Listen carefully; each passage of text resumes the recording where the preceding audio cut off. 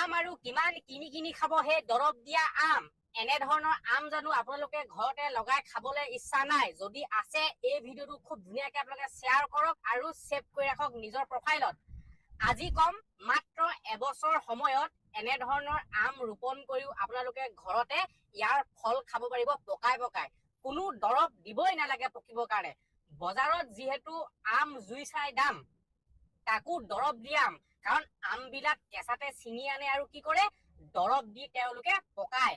কিন্তু হেনে ধৰণৰ আম খালে আপোনাৰ স্বাস্থ্যৰ কাৰণে কিমান হানিকাৰক মই আপোনাক নকলেও হ'ব।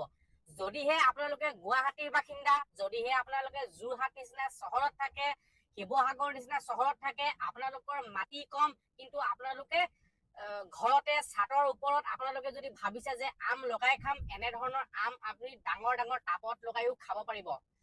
আপোনালোকে আম হয়তো দুবিধ এবিধ দেখিছে, কিন্তু আজি মই আপোনালোকক দেখুৱাইছো চাওক, ইয়াতে প্ৰায় 12 বিধ মান আম আছে, বিভিন্ন নতুন নতুন প্ৰজাতিৰ।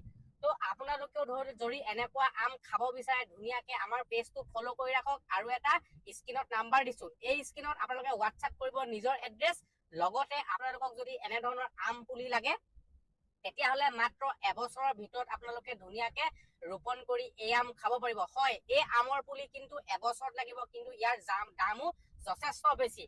যদিহে আপুনি ভাবি আছে যে ঘৰতে এনে ধৰণৰ আম খাম বুলি, তেতিয়াহ'লে আজিয়ে আপোনালোকক যোগাযোগ কৰক।